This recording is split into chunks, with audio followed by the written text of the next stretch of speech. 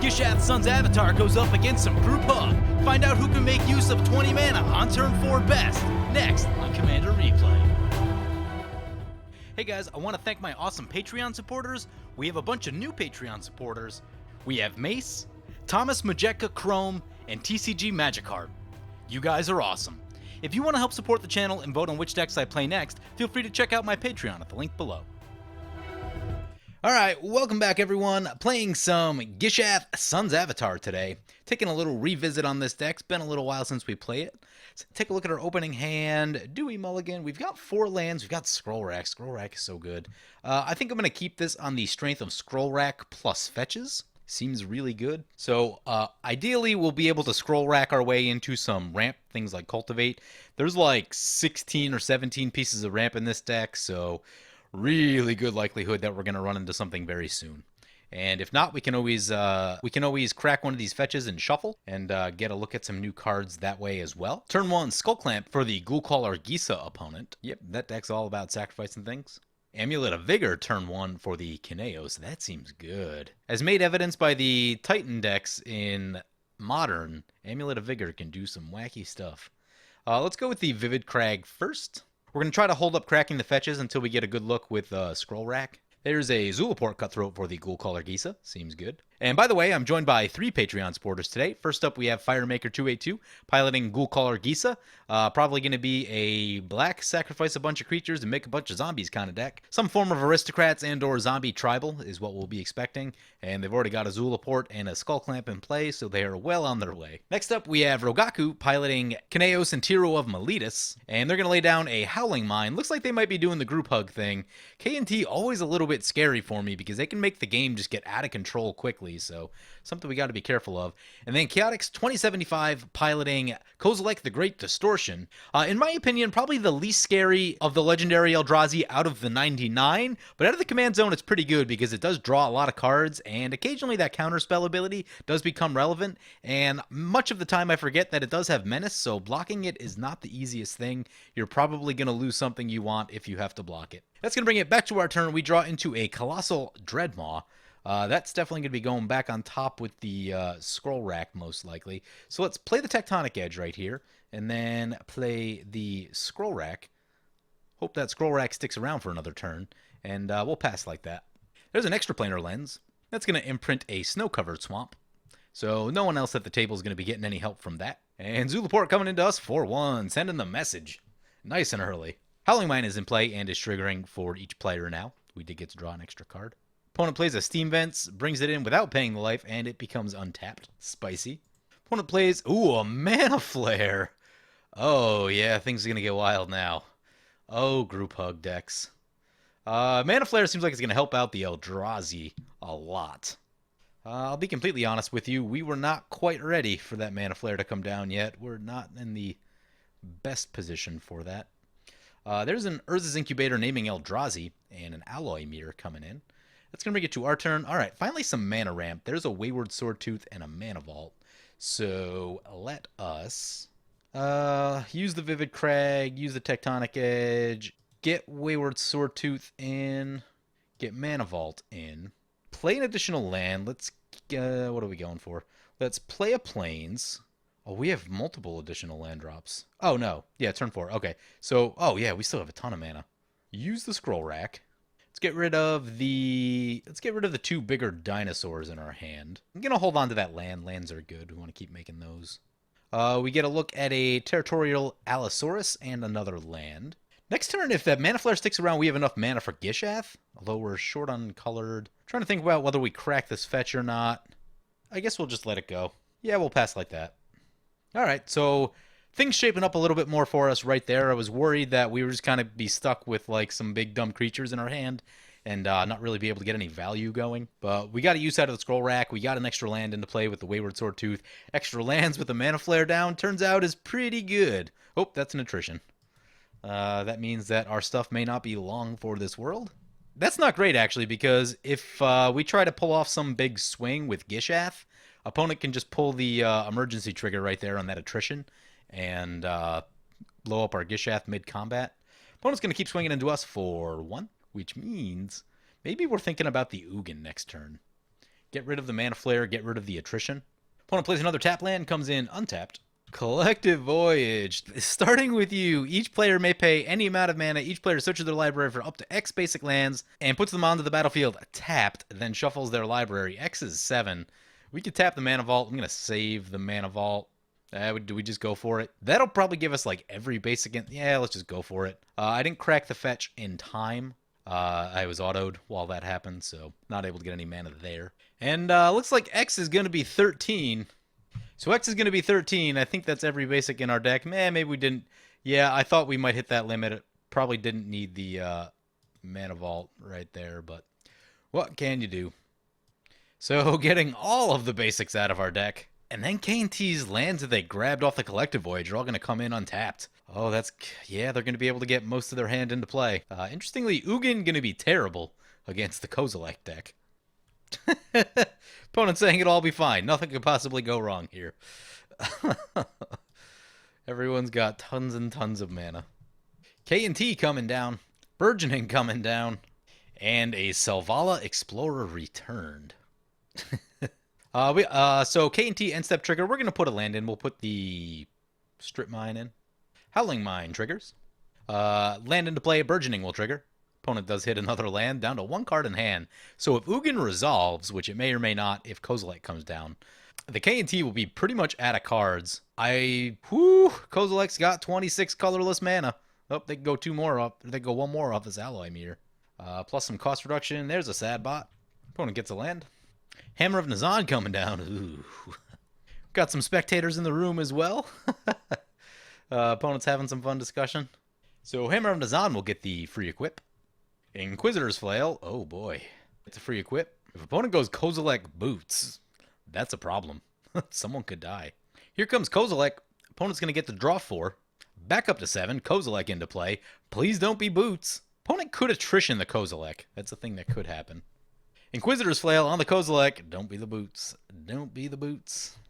Here's the Hammer of Nazan. Now it's indestructible. Ooh. Well, attrition's not going to do it anymore. And a Whisper Silk Cloak. Uh-oh. Ooh, that's bad. That is bad. Opponent's got 6 cards in hand, too, so they can counter. I'm guessing that 3 of those cards are lands, based on when and how they drew. So that's going to bring it back to our turn. Not going to pay for the Mana Vault right here. Ooh, that's an Insurrection. And a Decimate. Perfect. Well, so we could probably send Kozilek back at itself. That seems like a good plan. Get this land into play. Burgeoning will trigger. Question is, when do we Soul's Majesty? We'll have 32 mana available to us this turn. Okay, I'm going to go for Gisthath first, because opponent may try to counter that. And if they do, I doubt that they have 2 8-drops in their hand to counter 8-drops. So Insurrection's going to be the more important of the 2. So I'm going to go Gisthath first, since we can always get it back if we need to. Opponent does have a Buried Ruin out, so we'll need to be careful of that. That's probably what I hit with the Decimate, I would think. So let's try Gisthath, see if it gets countered. Yep, opponent's going to try and counter it. They discard an Ugin. All right. So Gisthath down. Now we try the Insurrection. See if our opponent has 2 8-drops. And they don't. Nice. All right, so we have control of the board. We have control of all the creatures right now. Guess we probably try and recast Gisthath. Let's get Taiga. Probably should have went Plateau, honestly. We have additional land play still. That's cool. Attack like this. So go to combat. Send K&T at the K&T. Send that at the K&T. Send Kozilek back at itself. Send Zulaport to the K&T. Send that to the K&T. And send Gisthath into the K&T. Opponent said he knew should have let Gisthath go, just wanted the lols. So Kozilek, the Great Distortion, dies to itself. We have a Gisthath trigger on the stack. We only have the one. We have the Territorial Allosaurus. It's not really worth the scroll rack, I don't think. See what we hit. We hit a Rurik Armasaur and a Silverclad Ferocidons. Then we Selvala. We draw a Hammer of Perforos. We get 3 green mana. Green mana is cool. Get some mana. Soul's Majesty. Target power. This is the biggest power creature we have. It's an 8. So we draw 8. Oof, yep, only 1 land in there, so play the land. Burgeoning will trigger. Then let's Decimate on... I'm going to go Extra Planar Lens Creature will be Zulaport Cutthroat. Enchantment, ooh, Mana Flare or Attrition. Guess we go Mana Flare. And land will be Thespian Stage, I guess. Crap, we need to crack the fetch. Crack this fetch. Now get the Plateau. Ancient Tomb adds 3 colorless mana. Yep, I did not tap my lands the way that would have been. So I think what we do actually instead is Return to Dust. Yeah, I think I like that better. Return to Dust on Mana Flare and Attrition. Those are the ones that we really need to get rid of. Though I would not mind getting rid of the extra planar lens. A big X spell could be a problem. We'll Ancient Tomb to get the Basalt Monolith down. Oh, I guess it's one short. K&T End Step trigger. We draw. We'll put the land onto the battlefield. Cool. Now we can Wear Tear. Well, we can use one half of Wear Tear if we need to. Crack the Misty. What do we need? We need the red half. Get Cinderglade. Get some red mana. Oh, Mana Flare is gone now, right? Play Wear on extra planar lens. Make sure we don't die to an X spell. Opponent not happy that I blew up their doubler. Yep, I assume that they had something that they were planning to do. And then we have to discard down to hand size. Basalt Monolith does not seem necessary at this moment in time. Charging Monstrosaur seems like the worst of the bunch, so we'll get rid of that. It's kind of a 5/5 trampler. It's fine, but the other cards give us abilities. Atali is sweet. Kinjali is sweet, although probably not really a lot of aggressive stuff going on, but still annoying for our opponents. Means that hard for them to block. Opponent does have a Cabal Stronghold in play. An X spell is still a problem. Here's a Crypt Gas, so even more mana doubling. Oh, opponent suspended a Wheel of Fate, by the way. Don't know that this game's going to go long enough for that to resolve, but hey, you never know. Opponent taps up for, what is that, 38 black mana? Oh my. Well, let's see what they got. They got 7 cards in hand. Opponent's going to Skull Clamp the Zulaport. We each lose a life. Opponent's going to Living Death. Uh-oh. Do we have a way to sacrifice anything? I don't believe that we do. That gives us just the Charging Monstrosaur. Okay. Does get rid of the Selvala and K&T. There's a Fleshbag Marauder, so Charging Monstrosaur about to go down. Zulaport triggers. There's a Graveborn Muse. Yep. Don't want them to untap with that. That will draw a lot of cards, I'm assuming. There's a Butcher of Malik here. Ooh. Well, good thing we saved Ugin. Ugin can solve this problem. Dread Return on the Cryptghast. Ghoulcaller Gisa into play. Opponent extorts. Great Merchant of Asphodel. Ooh, yeah, that's... Alright, definitely going to need to deal with the mono-black opponent, although Ugin will exile all of their stuff. Puts the Skull Clamp on the Gisa. Seems like maybe not a great place for it, since, well, I guess mono-black deck, they could send it to the graveyard. Wheel of Fate ticking down 1 counter. 3 counters on it. 3 to go. And K&T ends up at 8 after the Grey Merchant trigger. We're down to 20. They go up to 68. Ah, man, that means it's going to be alpha striking is going to be tough. 68 is a lot. We have the Hammer of Perforos, so that is one way that it could happen. Hammer and like Savage Beating is a way that we could get there in 1 turn off of a swing like that. Fascination, each player draws X cards. X is equal to 9. Oh boy.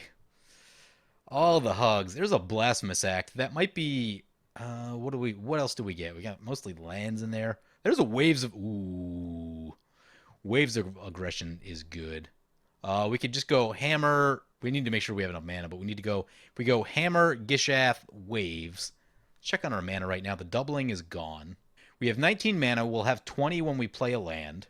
Gisthath is going to be 12, I think. Oof.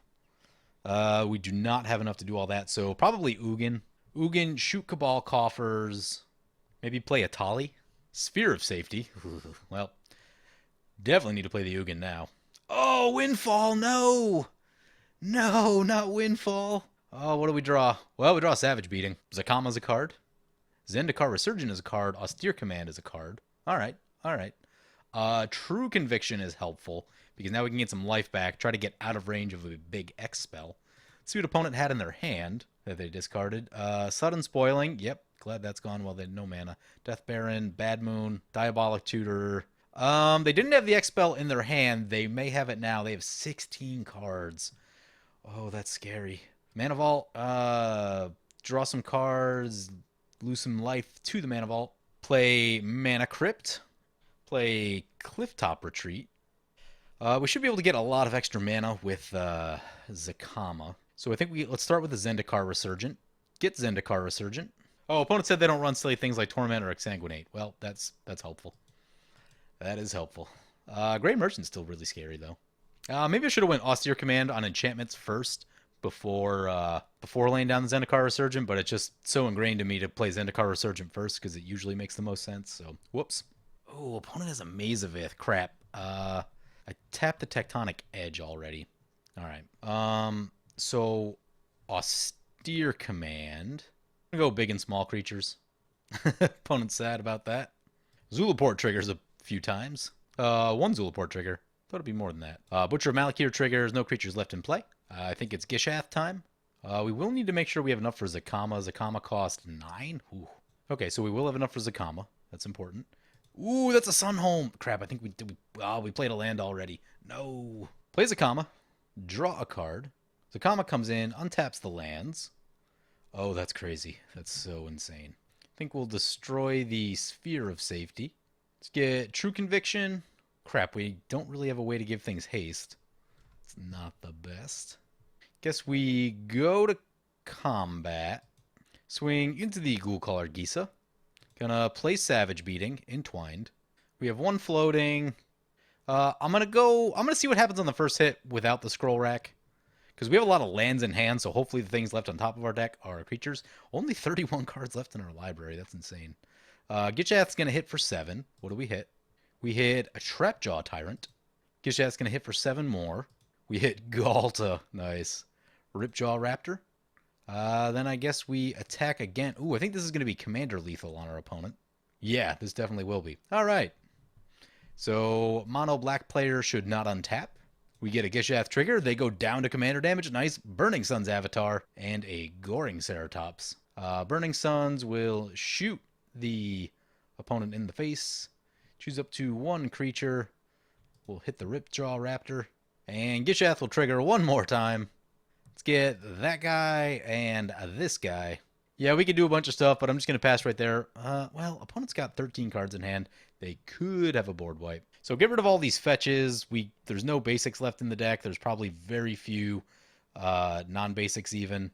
So get rid of those. Get rid of 3 visits, Nissa's Pilgrimage, Farseek. 1 card to go. There's 3 lands in hand. I guess Path of Ancestry.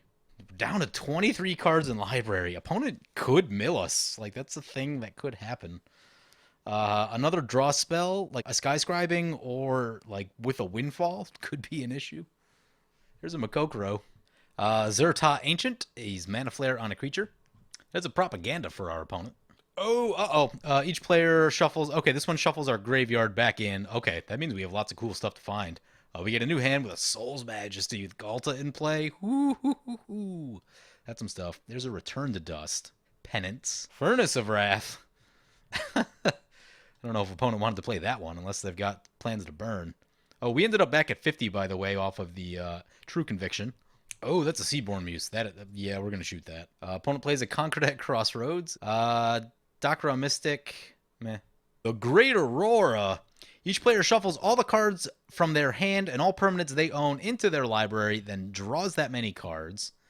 Each player may put any number of land cards from their hand onto the battlefield. Exile the Great Aurora. Okay. I think that means we're going to burn some removal. Shoot, Furnace, shoot. Oh, yeah, it's only 1 target right now. So use the Return to Dust. Opponent's going to use the Dakra Mystic ability. Sure. We draw Iroas. We're going to shoot a bunch of creatures from our opponent with the Zakama ability. So shoot the Seedborn. Opponent's saying just let it resolve. Yeah, that's fine. Yeah, we can sit there and shoot down all of his creatures, but the game is slowing down a bit. Double check, try to make sure we didn't miss any lands. I believe I have clicked them all. Oh, I can just say all lands. We need to choose a creature type. We're going to choose a Dinosaur. Would I like to pay 2 life? Yeah, we've got plenty of life. Why not? Just in case there's instant speed stuff in our hand. I don't actually know if there is yet, because there are so many cards in our hand. So the Great Aurora resolved. Opponent got a Gaia Reach, a Homeward Path, and Alchemist Refuge. We got Cavern of Souls, Ancient Tomb, Kessig Wolf Run, Strip Mine, Tectonic Edge. and a bunch of mana producing lands. Opponent's down to 2 life. All we need to do, the only thing we need to do is cast this Burning Sun's Avatar, so we'll try to do that. Heartbeat of Spring for our opponent. Keep doubling up that mana. Smothering Tithe for our opponent. That's the one they wanted before all of this. Oh, that's a Winds of Change. Sad face. Well, there's going to be a Smothering Tithe. There's about to be a lot of clicking for us. We can pay for some of them, actually. Which I think it will. We don't have any instant speed stuff, so... Opponent's having some funny exchanges.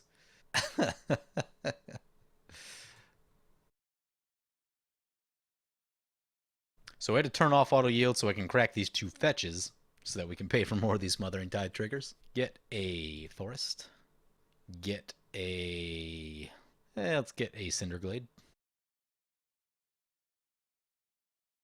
And we can't pay for the rest, but instead of opponent getting like 20 tokens, I don't know, they're only going to get like 7 or 8, which is significantly better. It means that they can't just like Blue Sun Zenith us to death, at least without having to do more stuff first. So they get 9 treasure tokens, better than 22. There's a Rites of Flourishing. Opponent has 18 cards in hand, by the way. Girapur Orrery, all the land drops. Helm of Awakening, oh boy. Opponent has 13 mana remaining, plus 2 untapped lands. Fascination, each player draws X cards. X is 12. 12 more Smothering Tithe triggers. Opponent's going to be able to keep going. Opponent gets 12 treasure tokens, so 26 cards in hand. More wheels could be a problem. They could essentially, if they keep hitting wheels, they could essentially go infinite on mana, and that would be not ideal. Opponent's going to play a Skyscribing. X13. It's not good. We're down to 31 cards in library. Opponent does have 33, so if we all keep drawing at the same rate, it's going to be bad. Had I known, I would have left a white mana open for Wear Tear, since we'd theoretically run into it at some point. That would have been a pretty heads-up play on my part. I mean, probably need to be well caffeinated and kind of know what's coming in order for that to happen. But on a good day, that's a play that I could make. Opponent 13 more treasure tokens, 37 cards in hand. I think he's got it. Saying GG. Either he's got it or he ran out of stuff. It's one or the other. We actually did not draw into Return to Dust or Wear Tear. So both of those are in the last... Oh, Return to Dust in our graveyard, so... That would explain why we didn't draw that one. Wear Tear in the last 30 cards of our deck, so even if we left the mana open, would not have helped. At least yet. Eureka! Starting with you, each player may put a permanent card from their hand onto the battlefield. Repeat this process until no one puts a card into play. Okay, so let us see if we have our Burning Sun guy that... What's this do? Whenever a dinosaur enters the battlefield under control, you may have it deal 1 damage to each creature. That doesn't necessarily... Crap. Well, we don't have the one we want. That's super frustrating. So I guess we'll go Zendikar Resurgent first. Get the Rurik Armasaur. Get the Scroll Rack. Get Basalt Monolith. Galta. Regisaur Alpha. Brontodon. Ripjaw. Goring. Itali. Reliquary Tower. Ooh, opponent's got an Avenger of Zendikar. That's fun. Well, since we're going to have to protect ourselves from an Avenger of Zendikar, I was actually going to stop at some point, but they're going to have a million plant tokens. We got lands into play. So theoretically, we can Scroll Rack into a Wear Tear. Also, we can use the Forerunner of the Empire to shoot all of the plant tokens. So play the Forerunner, play Wayward Swordtooth, play the Allosaurus, Sylvan Library, land, and land. We are out of permanents to put onto the battlefield.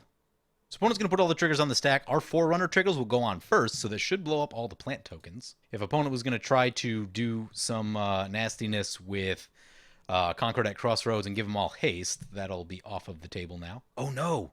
The plant tokens won't be in play when the Forerunner triggers. Ooh, opponent played a Boldbeer Heavyweights. We can just get our dinosaur that burns everything.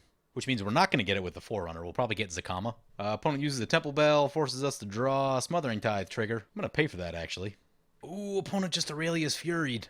So we can't cast spells, but we still have this Boldbeer Heavyweights trigger on the stack. As long as that resolves, I think we've got it.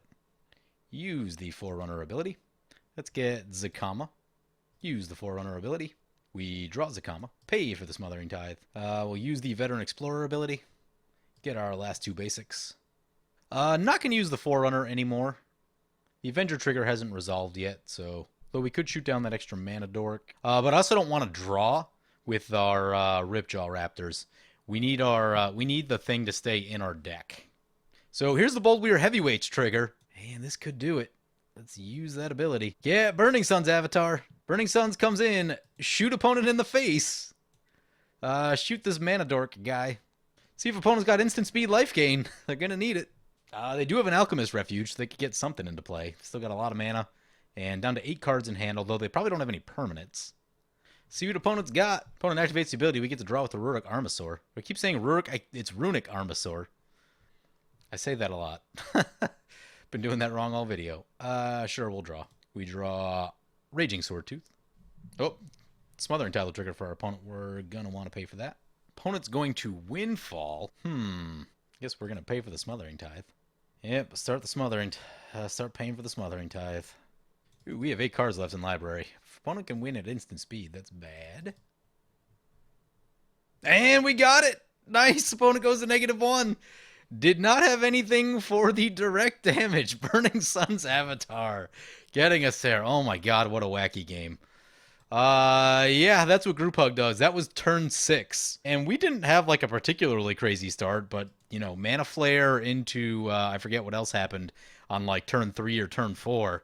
And just all the mana. Oh, there was the Joint Forces one that made things get really wacky. So, yeah, that's what Group Hug does to a game. Dinosaur is able to get there. The mono black opponent was honestly probably just in the wrong spot in the turn order. They had to go after us. If they had a chance to play before us, the game might play out differently. I'm not exactly sure. Getting Kozilek out of the game was huge right there. Kozilek was set up to one-shot people, so yeah. But yeah, anyway, Gisthath, still tons of fun to play. I did make a few quick updates to the deck. I added in Iroas. I have noticed that Legendary Eldrazi are a problem, and it just seems that when I run Gisthath, I run into more Legendary Eldrazi for some reason. Don't know why that is.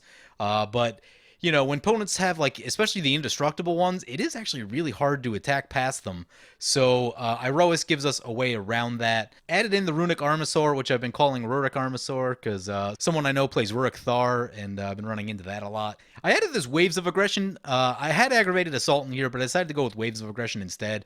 Aggravated Assault, I think, is it's a bit mana intense, since the first 3 that you spend doesn't really do anything. Waves of Aggression is a bit more of a surprise play, and still has a large amount of replayability once you have some extra lands that you don't need. And being that we have like Rishkar's Expertise, things like that, not too hard to draw in some extra cards that we're not making use of. So all in all, the couple of quick updates I made felt pretty good. There were still like 1 or 2 kind of do-nothing dinosaurs in the deck, and those are mostly all gone now. Now they all have some kind of relevant ability on them. Added Kinjali Sunwing in that can slow down the explosiveness of opponents. Also makes it hard for them to block, so that one seems pretty cool. But yeah, all in all, feeling pretty good about the deck. I'll probably have to play it again in a non-Group Hug situation just to see how it plays out when when everyone doesn't have 20 mana available to them. But yeah, anyway, hope you guys enjoyed the video. As always, feel free to comment, like, or subscribe. Thank you for watching.